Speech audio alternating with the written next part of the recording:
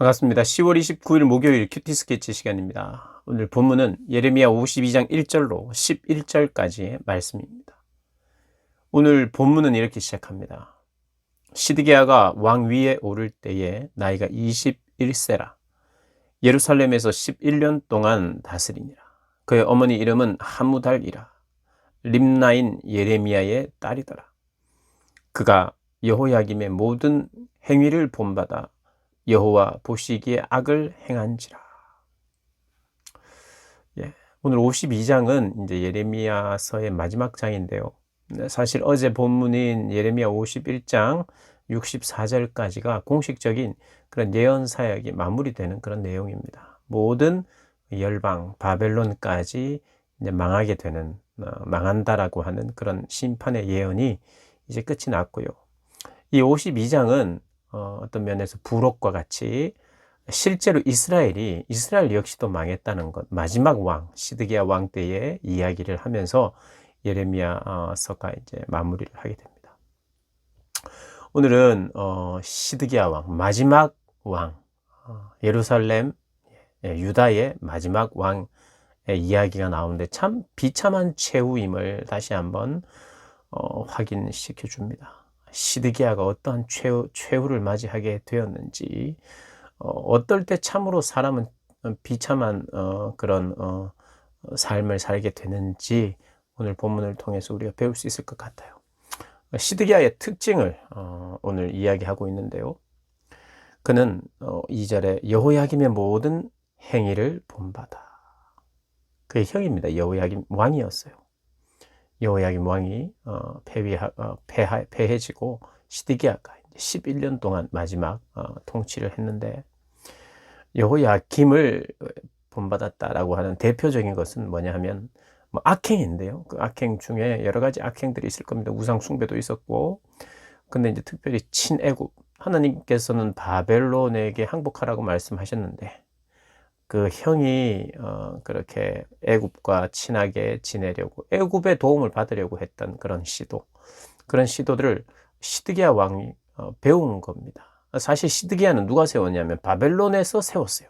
바벨론에서 너희들 까불지 말고 우리가 시키는 대로 조공 잘 바치고 그렇게 우리 나라를 섬겨라. 그래서 예, 알겠습니다 하고 섬기면서 그렇게 이제 애굽과 다른 동맹국을 이제 함께 뭔가 담합을 해서 이 바벨론을 칠 이제 궁리도 하고 생각도 하고 그러면서 친애국적인 그런 행로가 있었죠. 그래서 이제 그것을 알게 된 느부갓네살 왕이 완전히 멸하는 거죠. 그런데 시드기야 첫 번째 특징은 아버지인 요시야 왕은 종교 개혁을 단행했던 사람입니다. 그 아버지를 닮아야 하는데 철저히 하나님께 순종하는, 우상을 완전히 척결하는 그러한 닮음이 있어야 되는데, 잘못된 본받음, 악행을 본받은 여호야김을 본받았다는 거예요.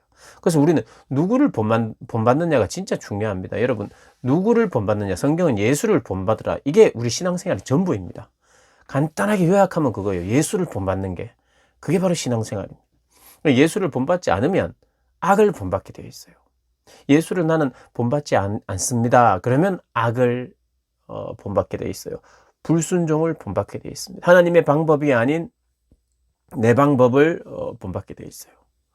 그래서 그렇게 시드기야가 살았어요. 그러자 참 안타까운 그런 이제 현실이 눈앞에 드러납니다. 어떻게 되느냐?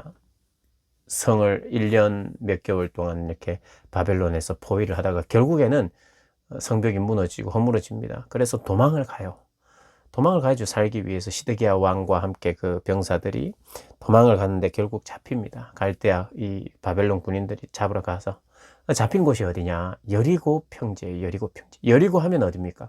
가나안 땅에 처음 입성할 때에, 요단강을 건너서 입성할 때 첫 전쟁 아닙니까? 그 크고 거대한 성을 물리쳤던 큰 승리의 그 어떤 승리의 장소가 아니겠어요? 승리의 성지라고 할 수 있는 곳에서 패배하고 붙잡혀 버립니다. 그런 참 아이러니하게도 그런 대조적인 모습을 보여주고 있어요. 그곳에서 잡혔는데 그곳에서 어떤 일이 벌어졌느냐? 10절에 바벨론 왕이 시드기야의 아들들을 그의 눈앞에서 죽이는 일. 여러분, 어, 자기가 아들들의 죽음을 먼저 보는 거예요. 이때 나이가 시드기야 왕의 나이가 어떻게 되느냐 계산해 보면 나옵니다. 나이가 21세 때 왕이 됐어요. 그리고 지금 오늘 망하는 날은 언제냐면 11년 후에 망합니다. 그러니까 21세 왕이 되고 11년 동안밖에 통치를 못했는데 그럼 합치면 몇 살입니까 나이가? 32살이에요. 32살의 젊은 나이에 자기 아들들이 있었는데 아들들이 몇 살이나 되었을까요? 그가 10대 후반, 뭐 20대, 21세 때 결혼을 해도 10대 후반에 결혼을 해도 지금 아이들이 10대 아이들이 10살도 채 안 되는 10살 전후가 되는 아들들이에요. 그 아들들 어린 아이들이 죽는 것을 보았다 이 말입니다. 자기는 32세. 근데 그는 어떻게 되느냐? 눈이 뽑힙니다. 눈이 뽑혀요. 그리고 노사슬로 그를 결박하고 바벨론까지 끌고 갑니다. 그리고 죽는 날까지 옥에 갇힙니다. 눈이 빠져버려요. 악행을 본받고 그리스도를 예수를 본받지 않고 하나님을 말씀을 듣고 하나님을 닮아가도록 자기를 내어주지 않을 때에 악해지고요. 판단력을 잃어버리고 모든 헛된 판단 속에 결정 속에 헛된 기대와 헛된 소망을 품으면서 헛수고하면서 사는 인생이 되는데 그의 마지막은 참 겪지 않아야 될 그런 최후를 맞이하는 거예요. 마음이 얼마나 찢어지고 이 마음이 천근만근 얼마나 무거웠겠습니까? 아들의 죽음을 본 뒤에 자기 눈으로 본 마지막 장면이에요. 그리고 자기의 눈이 뽑혔어요. 아들의 죽음이 얼마나 강렬하게 남아있겠습니까? 평생을 언제 죽었는지는 모르지만 바벨론에 끌려가서 감옥에 갇혀서 눈이 뽑힌 채로 있다가 죽었어요. 참 시드기야는 이런 최후를 기대했을까요? 자기 아들들이 죽는 모습을 보게 되고 자기가 눈이 뽑혀서 끌려가게 되고 생각지도 못했던 물론 전쟁에서 지고 그 나라에 내가 잡히면 왕이 어떻게 된다 이런 걸 어느 정도는 알 수 있었을 거예요. 그러나 누가 왕이 이런 최후를 기대했겠습니까? 최후 악을 행하는 자, 악을 본받는 자, 그리스도를 본받지 않는 자, 그리스도를 모르는 자, 그리스도를 알지만 돌아오고 회개하지 않는 모든 자들의 최후가 모양은 조금씩 다를 수 있지만 불현듯 가장 비참하고 가장 안타까운 그런 모습이 될 수 있다는 거예요. 그리고 우리는 마지막을 준비해야 됩니다. 여러분 신앙생활은요. 마지막을 잘 준비하는 겁니다. 마지막을 위해서 하나님 예수님이 다시 이 땅에 오실 때에 정결한 신부를 찾는 것처럼 그의 거룩한 백성을 보기를 원하는 것처럼 구원받은 그래서 우리는 준비해야 돼. 내 마지막을 준비해야 됩니다. 마지막에 엉뚱하게 이런 비참한 일이 생기지 않도록. 그래서 우리 하나님 앞에 정말 중요하게 해야 되는 일들이 회개입니다.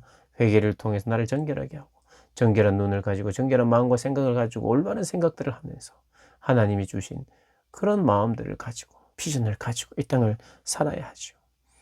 거룩한 눈을 가지고 선하고 복된 일을 우리가 또 감당하는 이 땅을 살아가는 동안 얼마나 짧은 생애인지요. 이런 이 생애가 하루하루 지나가는 이때에 내가 하나님 앞에 더 정결해지고 선한 일을 또 내가 행하고 추구하는 그런 삶을 우리가 꿈꾸고 또 기도해야 할 것입니다.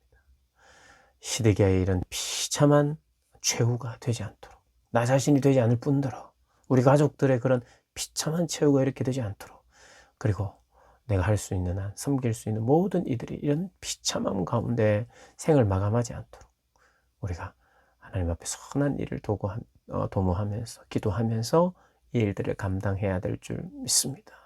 오늘도 승리하는 하루 되시기를 주님의 이름으로 축복합니다.